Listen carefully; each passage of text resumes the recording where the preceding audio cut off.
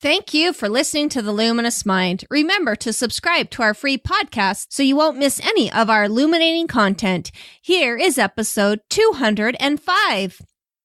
If you're in school, at least consider for 1 week dropping out. Walk through every possibility. If I were to drop out of school right now, what would happen? Because that's what I did, and it was really inspirational seeing how much I wouldn't lose.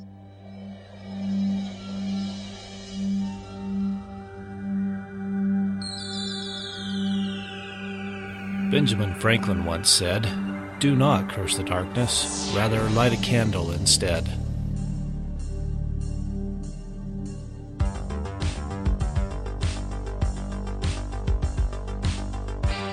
If you're ready to set your mind on fire, then prepare yourself for the Luminous Mind with your host, Rebecca Bowman.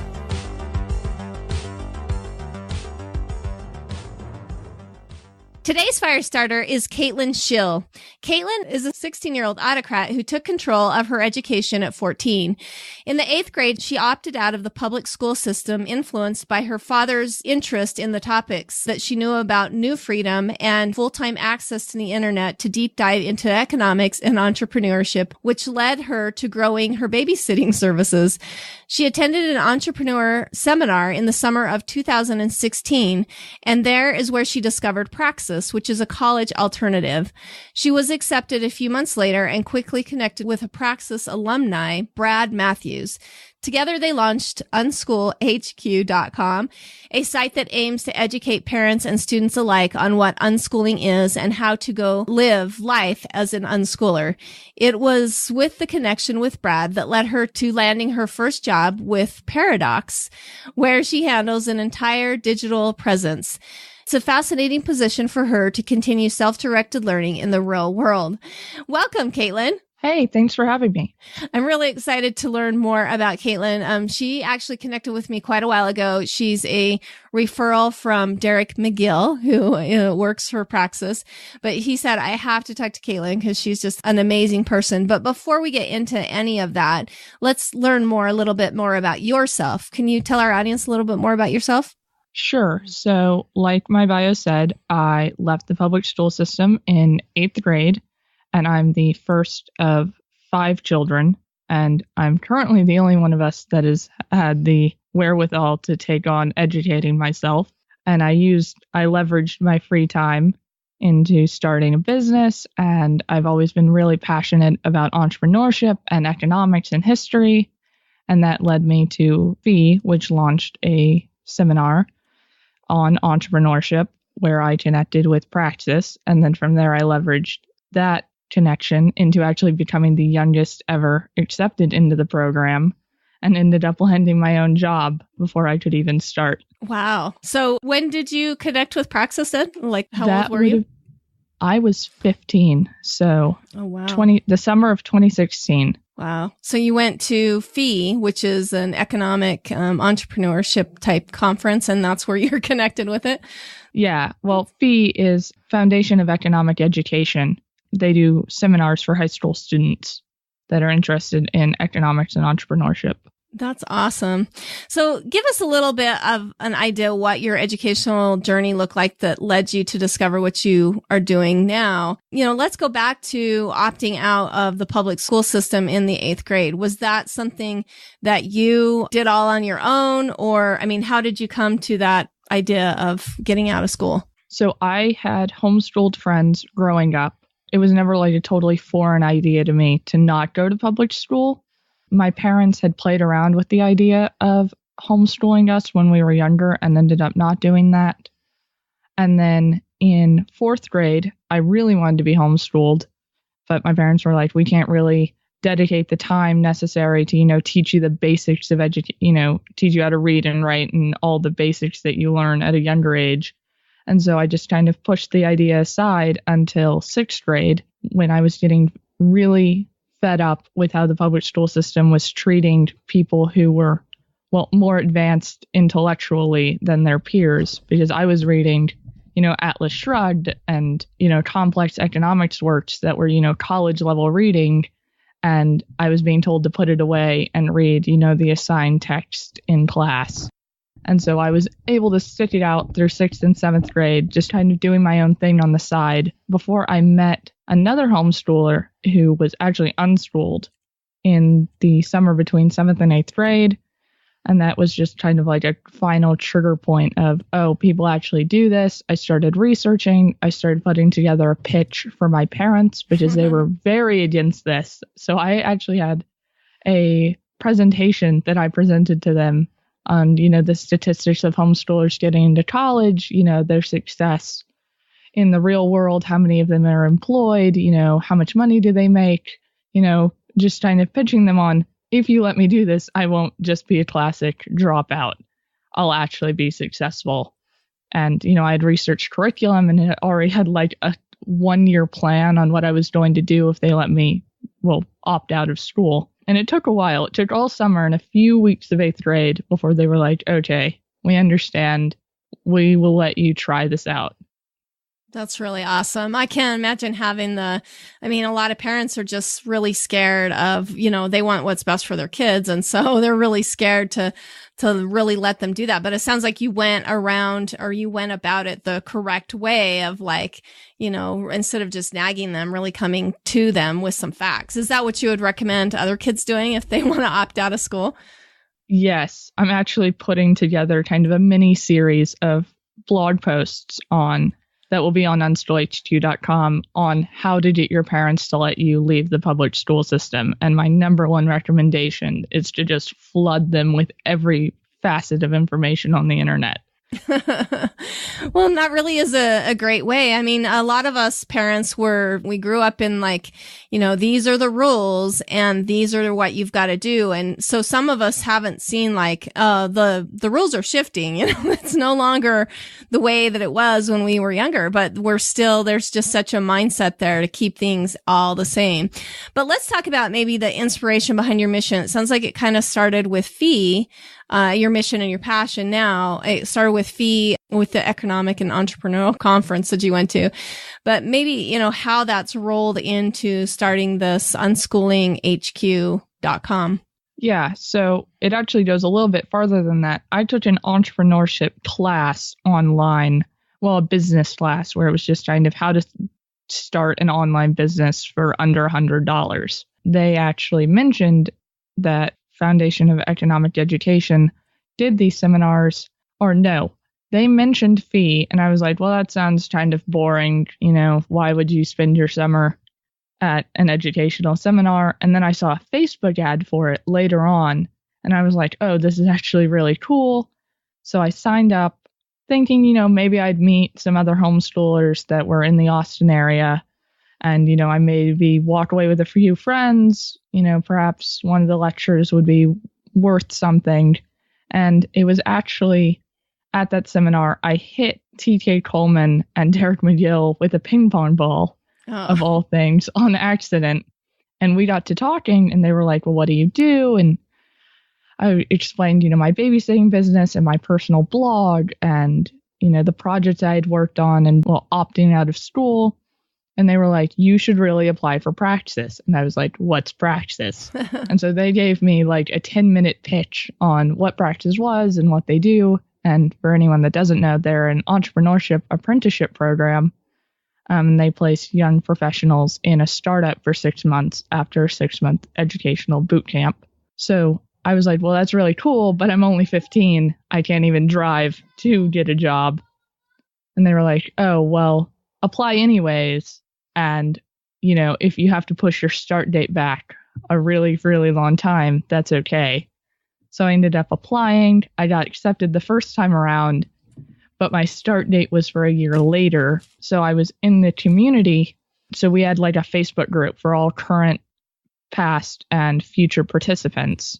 And it was in that Facebook group that I shared that I was reading, what was that? The Teenage Liberation Handbook. Oh, yeah. Yes, I shared that I was reading that, and a bunch of people and I said, why can't we have an unschooling school where you basically just let teenagers educate themselves all together so that you have the social aspect of, a group of like-minded individuals together with their own independent study structure? A few people commented and were like, Austin would be the best place to launch this, but we can't really launch it right now. And so it kind of died out until Isaac Morehouse, the CEO and founder of Praxis, emailed Brad Matthews and I. Brad Matthews was then a current participant, now an alumni of Praxis.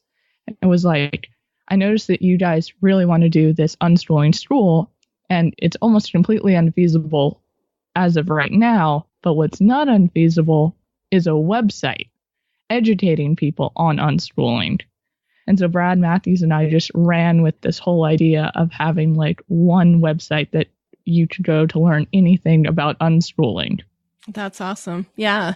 Well, and it is a really great website. It looks like it's like an ongoing project that you're working on. I mean, other than trying to convince your parents about unschooling or to go this direction, what are some of the other challenges that you had along the way? And then what do you feel like you learned from those as you were struggling through this process? So first challenge was public school sucks the motivation out of you. And so it was very hard for me to get back into a routine of I'm going to sit down and do this project because I want to, not because someone else is telling me to. So it took a lot of what a lot of people refer to as deschooling, where I just didn't do anything for like 3 months. Wow. Before I could like return to my computer and, actually write something and not sound overly educated and weird to read to a normal person. Well, and was that part of your plan for your parents? I mean, did they know that 3 months or whatever of deschooling was going to happen, or did that worry them? They had a baseline of things you need to get done, because if this goes south, we need to be able to know that you'll pass, an entrance exam to get back into public school. During the test period, they gave me 1 semester to prove that I was responsible enough. And so I did those requirements. I did my basic history. I did the basic math and base level of English that they required of me. But it was like my personal projects. I just let them sit and kind of stew for a while until I could come back with a mindset of, I am doing this because I want to be better, not because other people are telling me to. Yeah. Well, that is a challenge. Were there any other things that you felt like, other than the deschooling process, that was hard?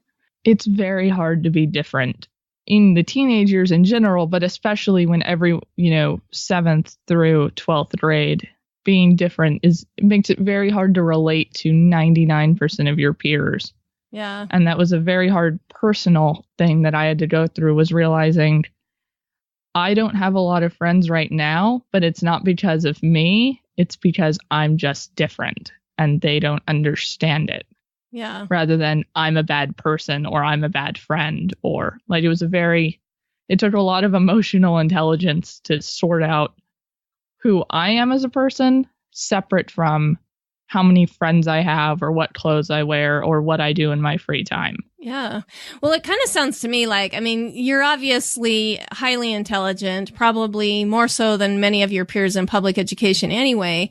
And it seems to me like either you'd have to totally hide who you were most of the time in public school, or you were going to be different anyway. Was that a challenge too, to be in that system and sorry, this is a totally different question than what we planned for, but. Yes, that was actually one of the influences on me leaving, was that I was very unhappy personally. Like, I had a couple of good friends from, the honors classes that I could relate to, but I was much more self-motivated than they were. They finished the homework on the morning before it was due. And I was, finishing all my homework really fast so that I could go read a book that I actually was interested in. And, I was doing all of these self-study projects and, I was, addicted to, weird fact of the day apps and that type of thing. And so that was very socially, I struggled socially, not because I'm not good at making friends, but because I didn't want to waste my time making friends that I didn't see as valuable. Yeah, I understand that totally. So do you feel like, even though you finally sorted through all the challenges that you had of realizing, okay, I don't have very many friends right now because they're not understanding me. Do you feel like your mental health was actually better during the unschooling session of your life, or did you struggle with that as well? I would hands down say my mental health was infinitely healthier after I left school because it allowed me to sort out me without having to deal with everyone else's personal crap that, public schools are filled with. Yeah. So it's like when you think of a classic teenager, headphones in, hood over their head, face down on their phone in the lunchroom. That's like 90% of my friends. That's what they would do at lunch because it was just so overwhelming to be around, 20 people per class. It was like you're around 20 people all day long. Wow. And it's just loud and everyone's talking all the time. And, you're being ordered around and bad lighting. You don't get to drink enough. It's a very stressful situation to be in. And just being able to, be in my own room with, my parents to talk to rather than other teenagers. And I was blessed by that my mom is a stay-at-home mom. And so I could approach her and say, hey, I'm struggling with this problem. Can you help? Yeah. I didn't really think about that. I haven't thought about that a lot. I mean, I grew up in a really small school and stuff. So the noise level and different things like that were in a situation, but I haven't really thought about that in the fact of how kids are just like, they're just processing so much information that many times they have to unplug. So I think as adults, we need to kind of be gentle to them when we see them head down, with their earplugs in, listening to music, because it's not something I've thought about, but especially if you're kind of an introvert person anyway, that is a struggle to have to be dealing with all. I mean, that's how your brain works better of kind of taking a break. And so that's kind of a challenge. And then too, I love how you threw in the nutrition, the fact that kids, are told when and what they can eat. And then the fact they can't get a drink of water or go to the bathroom. That is actually that's not even healthy for you. I mean, you've got to be drinking constantly and being able to flush out that system. And so I'm so grateful that you brought that up. Those are good things for parents to think about, especially. But so now you have been accepted to Praxis, you're getting your first job. Was it challenging coming into a working environment as a really young person with all of these other older people in this work environment? Was that a challenge too? Do you feel like? I think it would be more challenging if I was less emotionally mature because I know a lot of teenagers can have, kind of ups and downs where they're like, I don't want to work now. I don't want to deal with people, or don't tell me what to do. I want to figure it out on my own. And I've taught myself to be much more open to criticism going into the workplace. So I can take criticism and be like, yeah, I screwed that up really, really bad. I'm sorry. I'll fix it.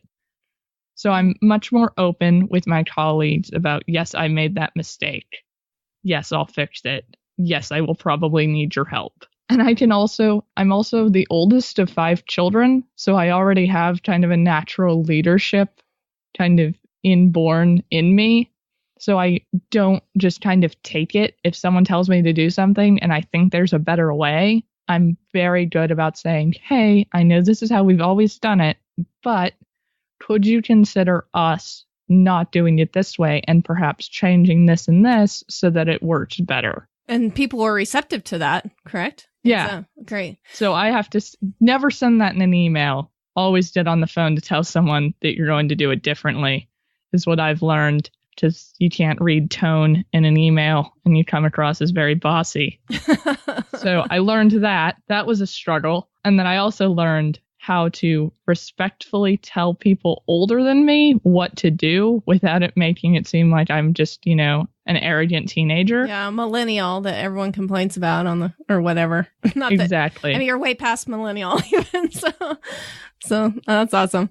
Well, and I guess I thought it would be a challenge because I've seen, we're going to kind of talk about this later with peaceful parenting, but I really see like all of us have been really ingrained for this hierarchy mentality. Like, oh, I'm an upperclassman than you, or, hey, I'm 40, don't tell me what to do. And that's what I think it would be challenging because we're all in this. All of us mostly have been brought through this system that's taught us like, we don't have a lot of mutual respect for people younger than us. Do you know what I mean? Like there's not I mean, that's just the way it is. And so I would think that that would be a challenge. I think it probably was better for your mental health to like finally be talking to adults about things that really mattered. So it was probably great for you. But I just wondered if that was a challenging thing. Just a quick thought on that.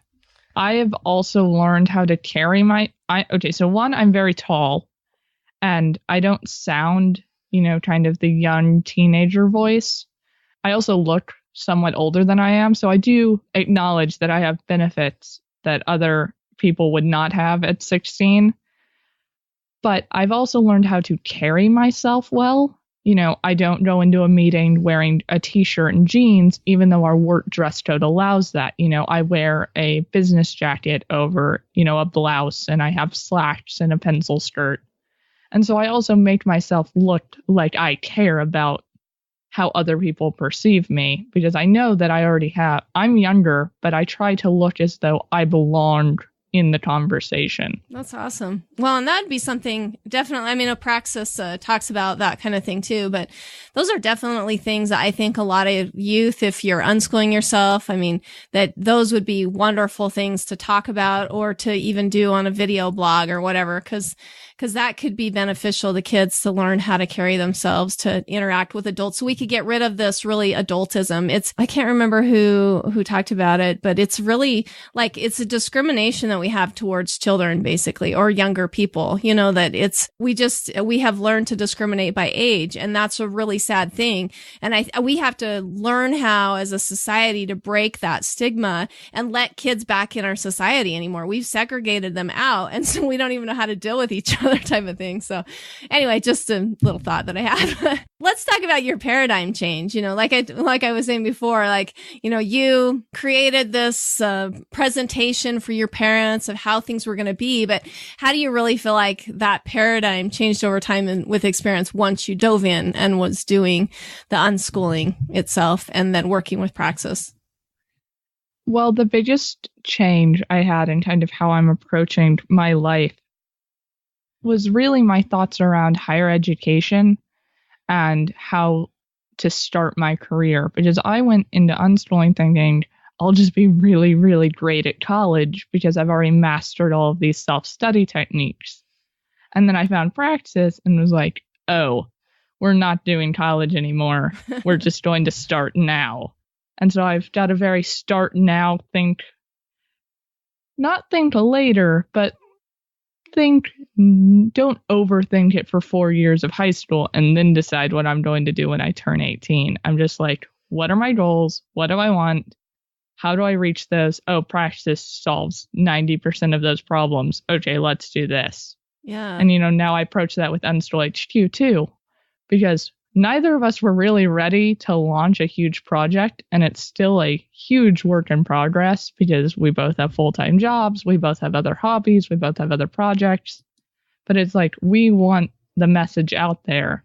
And so even if we only do one itty-bitty thing on that blog a day, we're doing something, and it's getting there rather than waiting till the quote-unquote perfect time. I think we have conditioned kids and people. I mean, it flows into the rest of our lives to go, okay, well, when these conditions are exactly right, then I can start this. When these conditions are, when I get to this place, I can do this. I mean, I even see that as an adult. I'm in my 40s. I can see myself doing that a lot. I mean, we condition all of us have conditioned ourselves or been conditioned to think like, oh, all these things have to be in a row, all these, whatever, before life can begin. And that's really that's such a sad way to live so much. So exactly.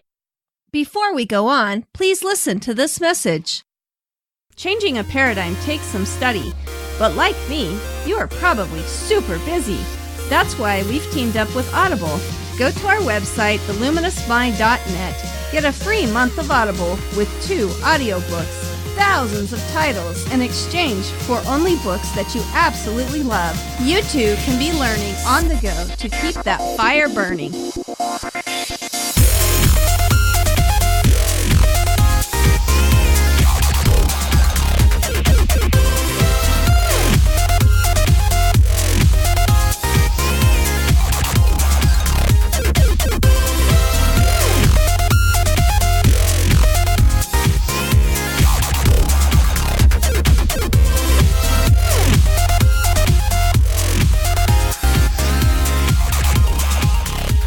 Welcome back to The Luminous Mind with Caitlyn Scheel, helping to create an unschooling hub. Let's talk about your Praxis experience and how do you feel like that helped you grow? What did you gain from it? So I have not officially started Praxis yet, so I was accepted last September, and I currently have access to the curriculum and to our community, but I have not started my advising sessions, so I only become eligible for official advising sessions in December, which is my official start month. Wow. Okay, great. Well, what have you learned so far from it? So just from the community alone, it's just spectacular people are in Praxis.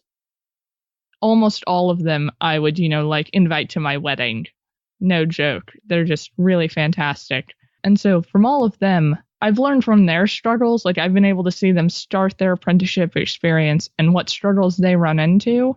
And I've been able to avoid those in my own job and in my own personal life. Keeping open communication with my bosses. I never ran into problems where my boss has never known what I'm doing. That can be a problem working remotely. And I've been able to avoid that. I've been able to avoid even technical issues running a WordPress blog. I've seen our tech help group. People have posted, hey, I have this problem. And, I'm I already know when something goes wrong in my blog, I know someone else has already had that problem and how to fix it. Wow, that's awesome. Well, and how did you, other than talking with TK and, is that right? Derek. Yeah, TK and Derek. Other than talking to them, how did you gain access to this? How can more kids be able to be part of this group? I really think with the online world that we have anymore, there is no reason why young people especially can't help each other. You can create an unschooling school basically on the web. How did you, how can you access that? So you have to be accepted into Praxis. So you can go to their website, discoverpraxis.com. And I don't actually know where on the site it is anymore, but there's an application page and you just fill out an application and then they email you back with more steps to complete. And then you do live interviews with Praxis staff. And then they say yes or no to you getting in. So that application process is incredibly hard. And it's at a very low acceptance rate. So I do warn anyone about to go through that it isn't a piece of cake. But if it's something that you're really craving, hopefully you have the drive to get that done. And so that's that's kind of why the application process is so hard, is because the program is incredibly hard. And so they're if you're not willing to do this work, there's no way we can trust you with, our business partner network. Oh, yeah, definitely. That's great. So let's talk a little bit more about your website and your blog of Unschool HQ.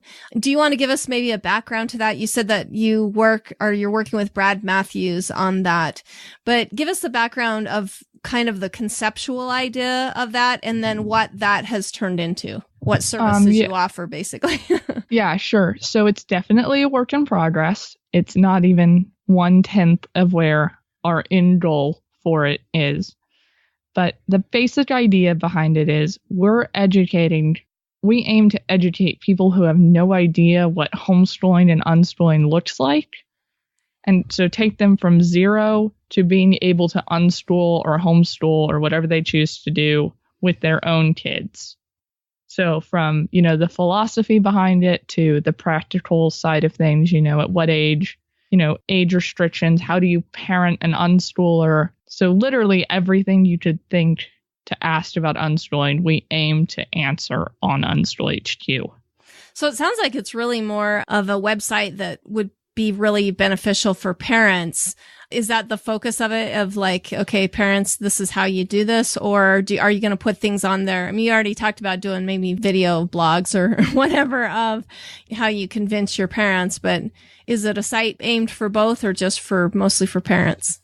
So Unschool HQ is just going to be focused. Well, there'll be some teen related stuff, but it'll be mostly parents. On the side, the second project, which this website is not live yet, which is why I haven't really brought it up, is Unschooled Army, is going to be a site totally for teens. So it's educational resources for them, project ideas, events that they can go to, how to convince their parents, finding friends as an unschooler, just kind of my experience put onto a website in hopes that it helps other teens. That's awesome. Well, when that goes live, I definitely want to hear about it so that we can let our parents know. But let's kind of go into parenting then.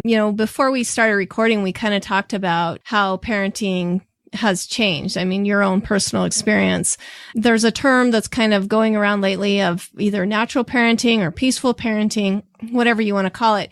I mean, do you want to kind of talk about that? I mean, unschooling really is a relationship that you have with your children. Isn't that correct? Mm-hmm.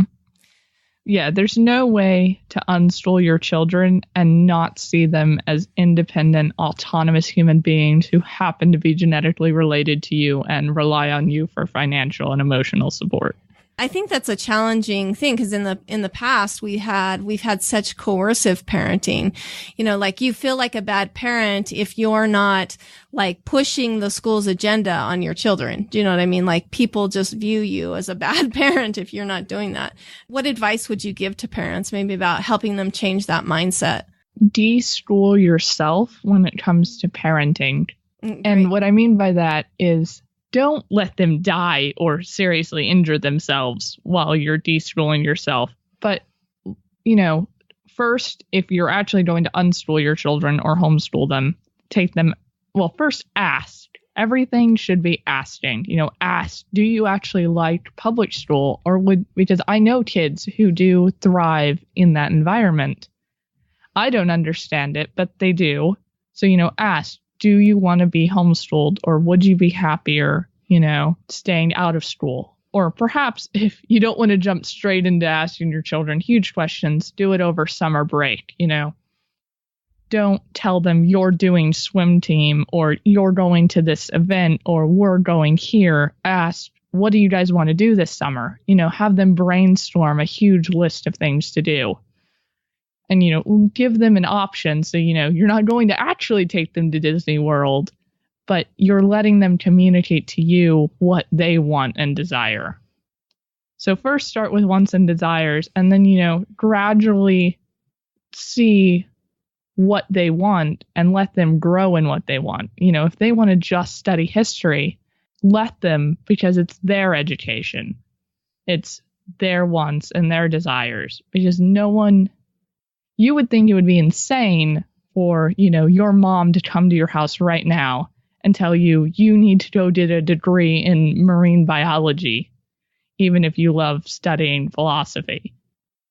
It's the same concept. If they don't want to study science, just let them keep reading their history book. And you can, guide them. You can leave science books around, but don't force it on them. Yeah. Well, and I think that's kind of like you said, we got to de-school ourselves in the way that we parent in the first place. But, when I've talked to parents about it, especially when you talk to parents that have their kids in the public school system, they kind of think that you're letting them, like you're a doormat, like you let your kids do whatever they want and you don't have it. But I really think that it comes down to having a mutual respect. Like you're saying, like if my kids came to me and like, hey, I want to go to Disneyland, I'd be like, well, that's nice, but how are we going to make that happen? Because I don't have the money. You know what I mean? Like, there has to be like a mutual respect. And the same thing, like my kids do stuff around the house, but I do a lot of stuff for them. Does that make sense? Like they help me, but I help them. And it's kind of this mutual respect. It's kind of a different attitude versus like, you will do this because I am the parent versus like we work together as a team and I respect you as an individual. Is that exactly like the language you should use with your children is, we're a team and I'm on your side, but this needs to change if our relationship is going to remain harmonious, Yeah. I've talked to a lot of teenagers and they're like, well, if your parents just let you do whatever you want and you have free reign, aren't you like a drug addict or something? And I'm like, no, because my parents wouldn't let me live in their home if I was a drug addict. Yeah, like you there's still a level of boundaries. I have to respect them. Yeah. Like they're paying for my internet, so I don't do things on the internet that they disapprove of.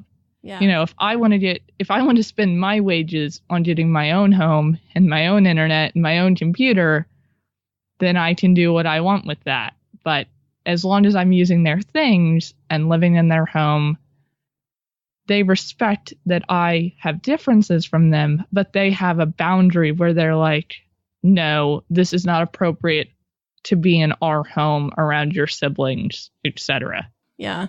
Well, and I kind of wonder too, like if you're an unschooling teen and you have parents that are kind of doing this peaceful parenting where there's a lot more dialogue and there's a lot more like, what do you think? And everyone has a valued opinion and all of that thing, that you would see a lot less of this teen rebellion or pushback. I mean, even what you're talking about with your peers is such an adult conversation because a lot of teens don't get that. It's kind of like, hey, I just hate my parents. And so whatever they tell me to do, I'm just, not going to. And that's why I guess they're just so surprised that you're not a drug addict or something because they'd be pushing it back. I mean, do you feel like that? Like your relationship with your parents improved when you use more peaceful parenting? Yes. And it improved drastically when I left public school.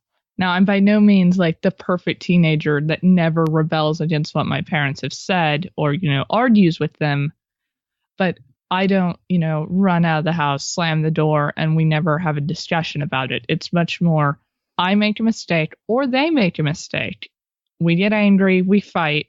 And then we come back and we have a discussion about it as logical individuals because they recognize me as an individual. Yeah. So it's much less go to your room and don't come out until after dinner and more you need to calm down. I need to calm down. And then let's discuss this and see, how we can improve and how you can improve as a person so that this doesn't happen again. Yeah, that's great. Is there any resources that you feel like you could direct parents to maybe start working on this peaceful parenting? Because, I mean, really, from my experience, it comes down to parenting, kind of, like you said, having to deschool yourself. And then what we've been fed with the public school systems ourselves and all of those things. I really see the biggest struggle for kids to be able to successfully unschool themselves coming from their parental figures. Do you know what I mean? Do you have any ideas of where they could go? I would first just Google it. Just Google what it is and the philosophy behind it and just follow every rabbit trail. I would also recommend reading the Teenage Liberation Handbook because while it's for teens and unschooling, being able to see the author writes to teens as though they're real autonomous individuals and, pick up on the way because she writes to us almost like it's a letter, like this is a letter of, this is how I think you should go about this rather than ordering, you need to drop out of school right now, even if your parents don't like it type thing. It's much more a conversational book. And if you pick up on her language, I think you'll be able to approach your own teenager much more peacefully than the classic orders and, interrogations. Yeah. I've been thinking a lot lately. I don't know if anyone's followed me on Facebook, but really the definition of slavery and how, we don't have like slaves living in our homes anymore, that all of that, like in chains and stuff like that. But there are a lot of ways that we enslave each other all the time. Do you know what I mean? Just by the way we approach each other, just what we expect people to do. I mean, a lot of our teens, I feel like they're kind of like the new slavery, kind of like what Peter Gray has talked about a lot. I mean, we force them to do pretty much 80% of their lives is being forced on them of things that they don't want to do. And I can't imagine like us, here we are, like we'd be so outraged of anyone having a slave in their home, in chains, but we don't realize as people that we're doing that just in different ways. Does that make sense to you? Or? Yeah, exactly. I mean, if you think about the average teenager, until they have a car, they're always around their teachers or their parents or their friends' parents. And when they're around their friends' parents, it's only because their own parents allowed it.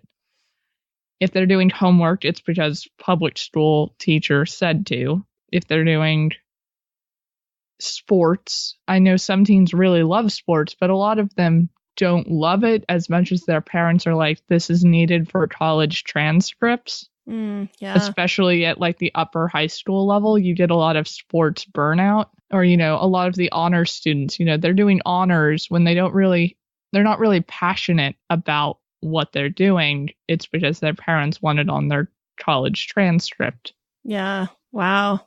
We see a lot of teenage outrage anymore, especially at the college age level, especially when they get done with school and they have no job.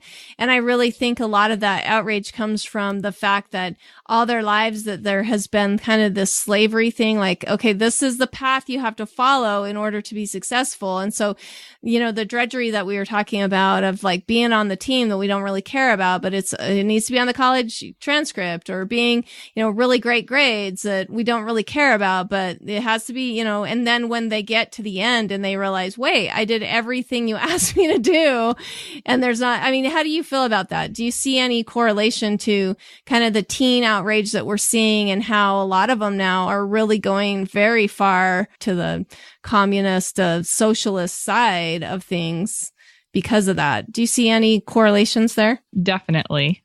I mean, if you look at successful people are not communists. Very few, you know, billionaires don't say, yeah, we should have it legally required that I give you 75% of my income because I'm wealthy. You know, people with money don't want to give money to those, don't want to be forced to give their money to people who have not worked for it.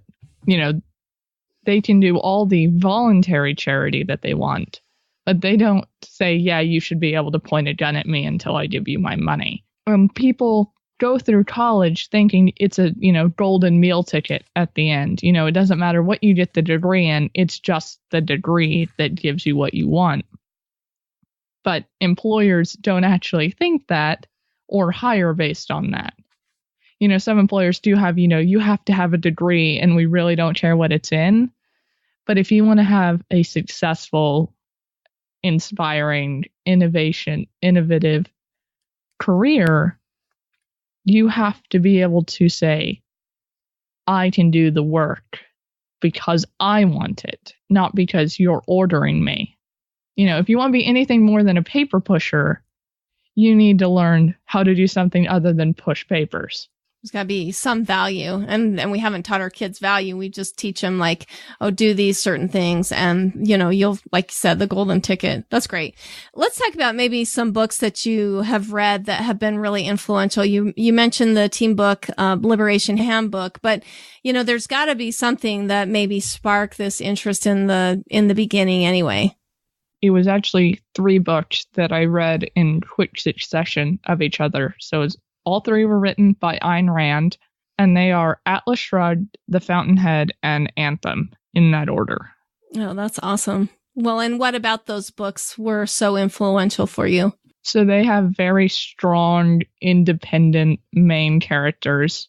Atlas Shrugged is more entrepreneurial type of, you know, the man or the government is limiting our ability to thrive as much as we could because it's punishing the successful people to make up for the deficits of the unsuccessful.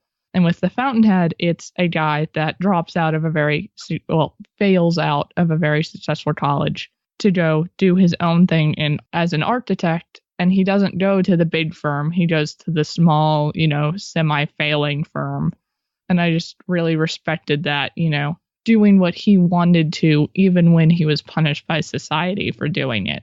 And then Anthem had a very similar main character being held down for being intelligent and going off on his own and doing his own, you know, working on his own projects and eventually freeing himself from the suppression of the system. That's cool.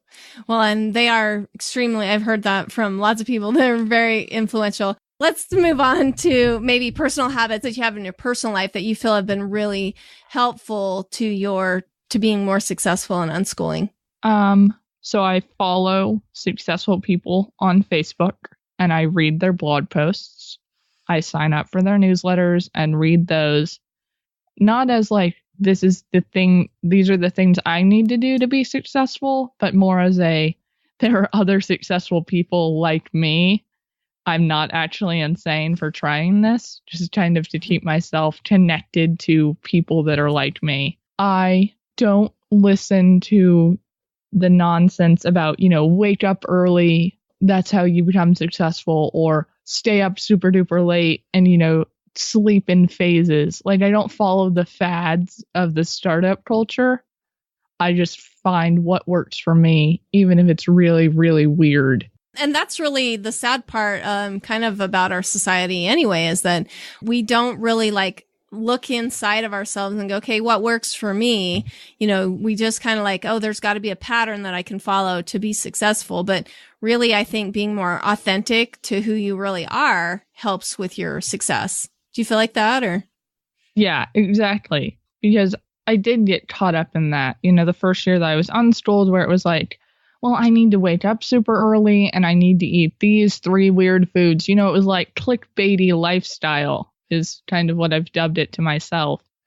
And as I've, you know, matured both physically, emotionally, and just, you know, getting space between myself and the clickbaity culture that you can find everywhere, I've learned to, you know, think I feel really, really awful when I wake up at 5 a.m. because my natural rhythm is to fall asleep at 11. So if I wake up at 5, I feel like crap.